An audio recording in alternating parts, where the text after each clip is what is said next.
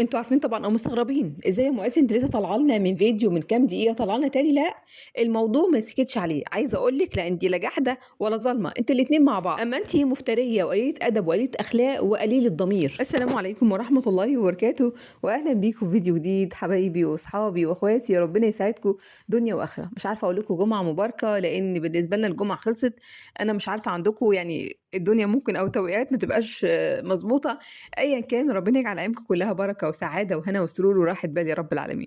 فضلًا، فضلًا، فضلًا ما تنسوش مهم جدًا لايكاتكم، دعمكم للقناة بالكومنتات الجميلة، ربنا يسعدكم ويالّا بينا على الفيديو. استوقفني في الفيديو اللي فات تعليق لaccount كان بيتابعني قبل كده على راسي من فوق، والمهم دخل يشكر فيّا يعني جزاك الله كل خير، وبيقول لي: "ليه أنتِ مش بقيتِ تنتقدي مغتربة أو مش حاطة عليها الضوء، وليه كده يعني بقى لِك زمان خالص مش بتتكلمي عليها، في إيه بالضبط؟" طبعًا أنا يعني كل اللي دخل كتب comment على راسي من فوق أيًا كان. أول حاجة ليه مش باتكلم عليها، لإنها في فترة من الفترات أنا يعني حسيت لأ، من كتر ما أنا بانتقدها إنها خلاص هي مش هتبطّل، هي هتفضل طول ما إحنا بننتقدها فهي مستمرة في الأفعال الشاذة اللي هي بتعملها، أيًا كان هي عايزة تجذب الأنظار بأيًا كان هي بتعمل إيه.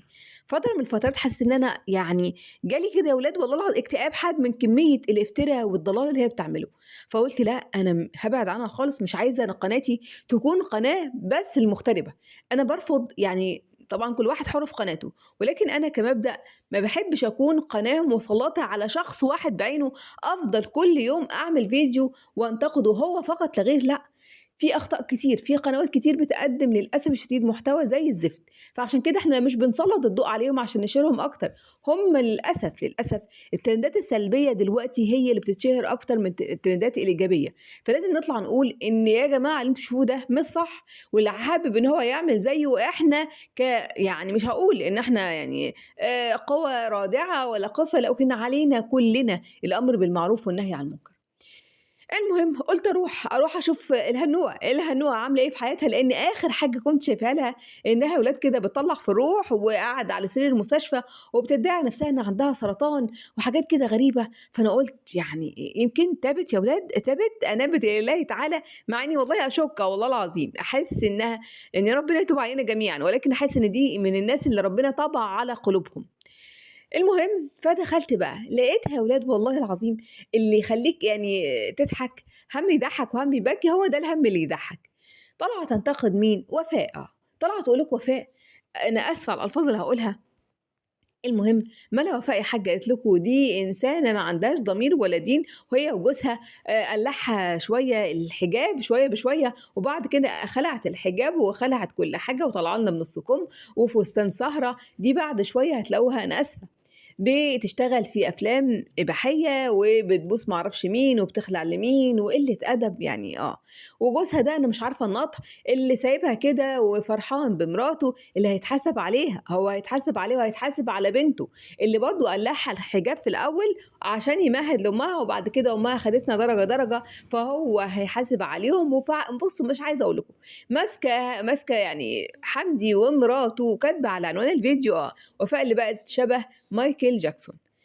بما إنِّك فاهمة كده بسم الله ما شاء الله إن الحمد لله إن أي راعي هيتحاسب على رعيته، بالنسبة لِك الأمور، بالنسبة لبناتِك اللي أنتِ علّمتيهم لا حجاب ولا الله أعلم بقى بالصلاة والأمور الدين، ولكن خلّينا كده في الظاهر، الظاهر بناتِك اللي يعني أنا آسفة ولكن هو ده الوصف اللي أنا ما أعرفش إن أنا أزوّقه كاسيات عاريات، وكذبِك على المتابعين إن لا يا جماعة إن البيئة ما بتأثّرش أبدًا على التربية، وإن بناتي بيحفظوا قرآن وما شاء الله اللهم بارك بيصلّوا حتى أيام اللي ما حدش بيصلّي فيها وعاملين وسيبنا من مناطق ربنا يهديهم ويصلح حالِك، خلّينا بقى في البلوى الكبيرة يعني الجتة الكبيرة دي، أنتِ طالعة تنتقدي وفاء على إنها قلعت مَلْط، أنا آسفة والله ما قلعتش مَلْط ولا حاجة، لبست لكن بتعبيرِك إن أنتِ كده قلعت مَلْط، أُمّال اللي كانت بحجابها لكن بتهز ويوِز وما أقولكمش يعني كان منظر يعني الواحد هيرجّع مصارينه، في مرّة و2 و3 وعلى الحصان والحصان كان بيصوّت تمام، وهنا وهناك ده أنتِ فضحتينا في المغرب، ده إحنا المغرب قالوا يا جماعة إحنا مش عايزين أبدًا فقرة الرقص دي في أي حتة في الدنيا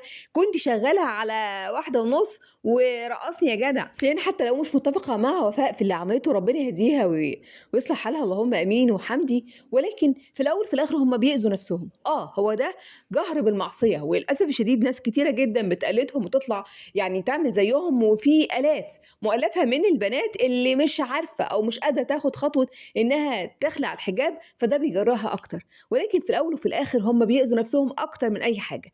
لكن انت التبلي، انت واحده سببت اعراض في حياتي ما شفت واحده بتسب الاعراض بالشكل اللي انت عملتيه. ما سبتيش واحده الا ما اتهمتيها في شرفها وعرضها وانها حراميه وانها ما اعرفش ايه، وطبعا يعني ضحاياكي كتير جدا جدا. تبليتي بكل الناس، طلعتي حلفتي على كتاب الله تعالى مليون مره كذب. يعني واحده عندها كل الجرائم والبلاوي اللي هي عاملاها وبالاثبات وبالدليل، وطلعت تنتقد غيرك. والله العظيم فعلا كان في مثل مش هينفع اقوله لانه هو مثل قبيح يعني، بس اكيد انتوا فهمتوه. فيا اختي يعني انتيلي كده في حته وشوفي خيبتك، وبلاش تتكلمي على غيرك، لان يعني والله اذا بليتم فاستتروا.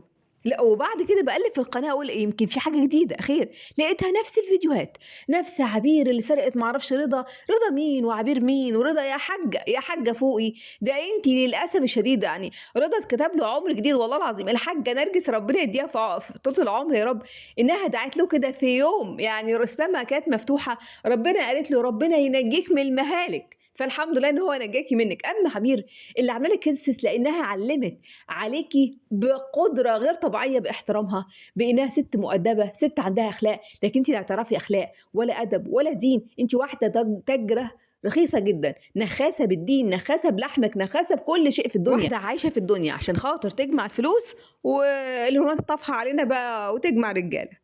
لا إله إلا أنت سبحانك إنا كنا من الظالمين. وكان آخرهم الضحية برضو الحمد لله برضو ربنا نجاه من تحت إيديها أبو زياد يعني خلع قبل الفاينل بدقايق معدودة. بعتذر والله، هم ستات لمامة وغجر بالفعل والله العظيم، او بيطلعونا عن شغلنا، لا وبتقول لكم في لايف او فيديو مش عارفه، انا يعني جمعت كده على السريع تقريبا كده في اي فيديو.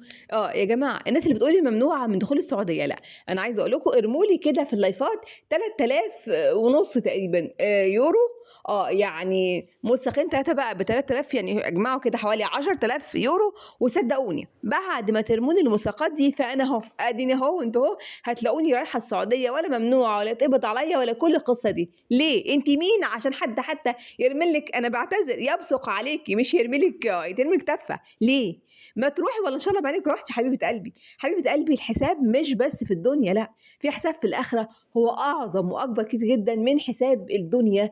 يعني فانت تظري ان شاء الله ربنا باذن الله كده هيختص لكل واحده ظلمتيها وثبتي عرضها واتكلمتي في شرفها واتهمتيها ظلم وبهتان بكل التهم، واولهم حوريه الاتريه ومدام عبير او دكتور عبير وست ام عبود افضل اقول ايه. وعايزه اقول لكم والله يعني يكفي اللي انت فيه، وسبحانك ان ربنا لسه مسلط عليكي نفسك وشيطانك ان انت مكمله في سب الاعراض. هو ده اكبر ابتلاء، ده اكبر عقاب لله تعالى، لكن عمل بصير اللي عندك يعني مخليكي مستمره، لك من الله ما تستحقي. تعالوا بقى ندخل على الغجر التانيين، الله المستعان. لقيت صدف كده يا ولاد منزلكم فيديو بتقول لكم فيه لا انا لا مفتريه ولا ظالمه، اسمعوا مني وبس. والله اشهد بالفعل انت لا مفتريه ولا ظالمه، انت الاثنين دبل كده على طول، تو جيزر. ازاي يا حبيبه قلبي؟ تعالي بس كده. بتقول لكم في اول الفيديو انا ليه ما حدش بيعمر معايا، ليه ما بجيبش اي خدامه، طبعا اسمها مساعده ما علينا، في البيت وما تعمرش معايا. لا مش عشان انا يعني وحشه يا ولاد ولا جحد ولا ظالمه خالص. تعال اقول لكم ان صفصف الناس اللي جت عندي دي كلهم وحشين وزفت. هم 3 بس اللي عمروا معايا، او كانوا يعني انا كنت محتاجه ان هم يعمروا معايا لولا الظروف القاسيه اللي خلتهم يروحوا. اول واحده بتقول لكم عليها بنت نيجيريه كانت كويسه جدا، لكن جت ظروفها انها تشتغل عندها وكان مائده الرحمن. فاول ما جت تشتغل طبعا لقت الدنيا سداح مداح، البيت بقى يا ولاد كده ولا محطه مصر. فقلت لكم لا فين الفاميلي بتاعت حضرتك، هو انا هاكل الشعب المصري كلهم وامسح واكنس واغسل كل ده؟ المهم تحاول تفهم فيها ان يا جماعه ده شهر، اصبري علينا الشهر، تصبر عليك شهر ايه؟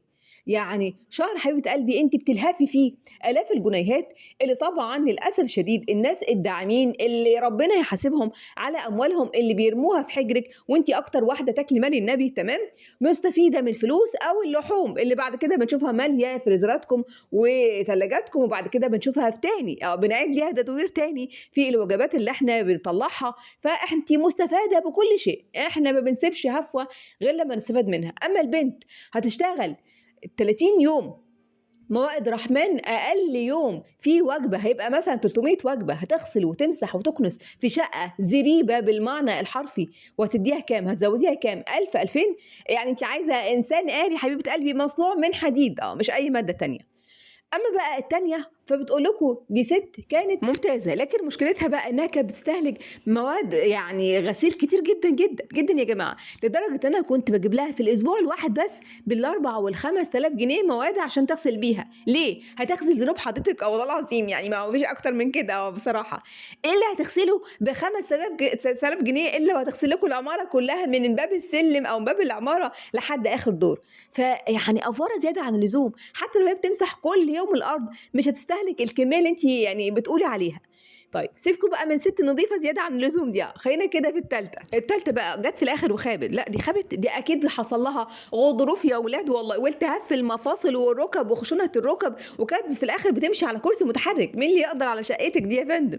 لأ بتقول لكم بقى تعالوا الفضيحة التالتة، مين الضحية النهارده؟ الضحية سِت تقريبًا اسمها أم كريم، أنا مش فاكرة اسمها أم إيه، المهم اللي اشتغلت عندها أسبوع وطلعتها بقى مسرح، جه الدور عليكِ بقى تتشهري يا حاجة، قالت لكم جات عندي أسبوع بس تعالوا كده بصوا على الشقة، طبعًا وريتنا الشقة، لا والله العظيم تصدقوا بالله يعني اللي هو اسمه إيه سوق الكانتو والّا اللي هو مخازن الهدوم، لأ يعني تبقى متروّقة عن المنظر المعفن اللي إحنا شُفناه، أنتِ قُلتِ بصراحة إن شقتِك معفنة، معفنة، كلمة معفنة دي قليلة، وريتنا بقى الهدوم اللي مرمية في كل حتة، والهدوم المطبقة، والسراير اللي مليانة لأ مش بني آدمين، لأ برضه هدوم، إيه ده؟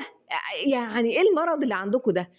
أنا في حياتي ما شُفت أسرة مكوّنة من فرد يعني حضرتِك كده فرداية تمام، لأ بس مش بسم الله ما شاء الله، الروتين اللي عملتيه يبين قد إيه، إيه ده، إيه الأحجام الغريبة العجيبة دي تمام، يا ولاد كده والله العظيم يعني بلاش تنمر، ما علينا مشّوها كده، المهم وعيّلتين صغيّرتين ولسه واحدة بترضع، كمية الهدوم اللي تقريبًا تكفّي مصر شتا وصيف، ليه يا حبيبة قلبي ليه؟ يعني أقول لِك إيه بالله عليكِ والله العظيم إحنا أسرة مكوّنة من 5 أفراد بسم الله ما شاء الله يعني عيال كبيرة اللهم بارك، عمري أبدًا ما شُفت كمية كركبة زي اللي شُفتها من هدوم بس عندِك لو أسرة مكوّنة من 10 مش هيبقى في حجم الهدوم والملايات المتبعترة في كل حتة، وهو طبيعي فكّرتيني، المشهد اللي شُفته عندِك لمّا قُلتِ شُفتوا مش منضّفة كذا ومش منضّفة كذا، فجيتِ كده على الأنتريه ولقينا إن شوية لِب على ترمس على ما أعرفش إيه، إيه ده هو أنتِ بتاكلي وبترمي كده مكانِك ما حدش هيرمي الحتّة دي غيرِك، افتكرت البنت زينبو أخت مريم يا ولاد،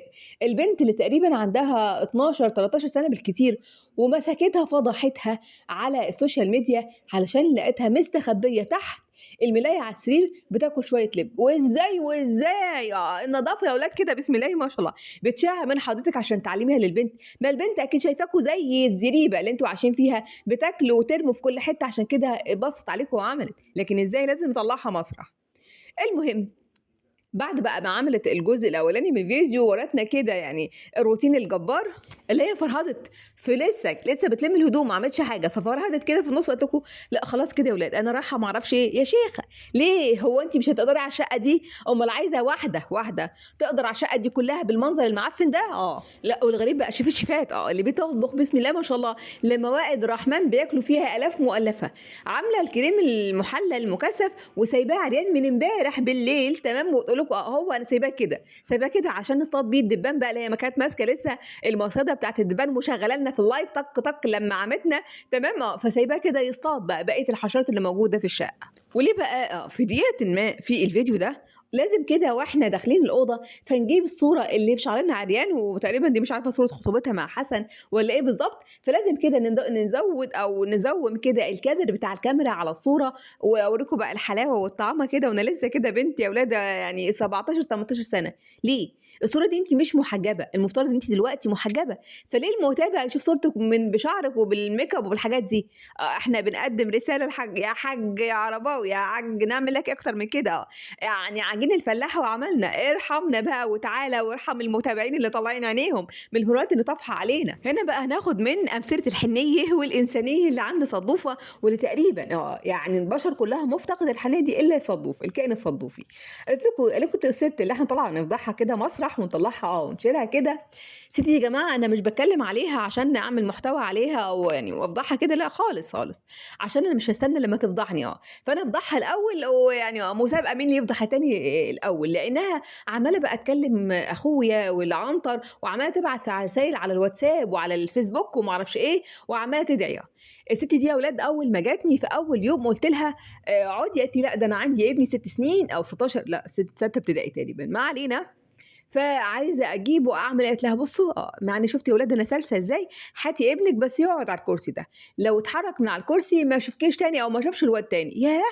هو في واد يا ولاد أو في عيّل من العيال بيتدبّس على الكرسي؟ أُمّال حبيبة قلبي مش بتعترفي ليه لعيالِك اللي طلعوا هزّقوكِ وفرجوا عليه الدنيا كلّها؟ والله العظيم، في المملكة العربية السعودية لمّا رُحتوا عند أم جبريل والّا أم ما أعرفش مين المهم ومسكوا الطبق بتاع الحلويات ولا يعني رقاصة عابدين وست لافا اللي عندها اللهم بارك 6، 7 سنين حطاه كده زي شمعدانة ترقص بيه، والبنت الصغيرة عملت ما أعرفش إيه، وقُلت يا جماعة العيال كلها كده، ما يعني هو حد يدبّس عياله؟ أنا عارفة ما أعرفش إيه، أنتم ناس متخلفين عقليًا، هو في عيّل بيقعد على حيله، هو العيل لو قعد يبقى مريض وما أعرفش إيه، هو أنتِ يعني عيالِك بقى غير عيال خلق والّا أنتِ عايزة تخلّي الواد يعني يتخشب مكانه عشان خاطر حضرتِك كده ما تحسّيش إنه موجود في الشقة. المهم الست سلسة دي أيوه الحنيّة دي يا ولاد كده المفرطة اللي عند صدوف، قالت لكم بعت لها 1000 جنيه مع إن حسابها 933 جنيه. ياه!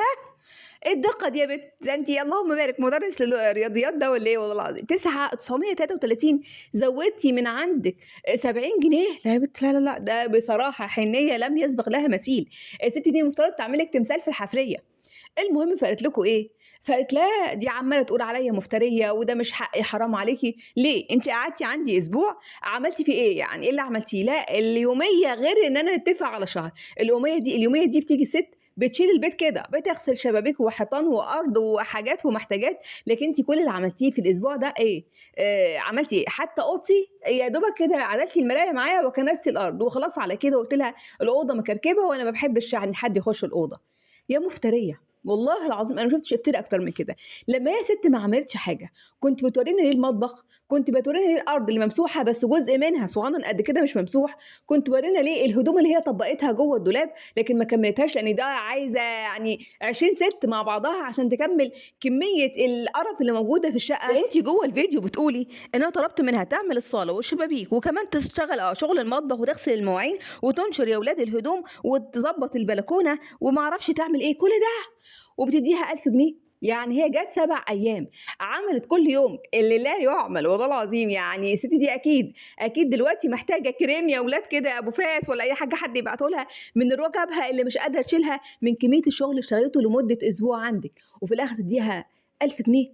لا، لا، لأ، حنيّة ما أقولكمش. والحمد لله إن ما لقيتش حد بيطبّل لِك جوّه الفيديو ده، وكلّه بيعترف إن أنتِ ست للأسف جحدة وظالمة ومفترية 3 في 1 زي نسكافيه كده بالضبط. ولقيت كومنتات بتقول لِك إن بيتِك عايز فريق عمل كامل عشان ينضفه ويحس كده إن بالفعل ده بيت مش زريبة. لكن بصراحة عجبني تعليق ربنا يبارك لصاحبته، بتقول لها: "عنوان الفيديو نفسه بيدل على إني ست نرجسية وعايزة تزرعي أو تفهّمي العقل اللي بيتفرّج عليكِ إن دي الحقيقة، مع إن المفترض أنتِ بتقولي قصة من أكتر من جانب وما ينفعش تكوني الخصم والحكم في القصة نفسها، مش عادلة أبدًا للأطراف التانية." ثانيا انت بتقولي ان كل حد بيجيلك ما عندوش ضمير وعايز يقلبك، وتكون النتيجه ان انت بتشكي في كل واحده بتجيلك، تمام.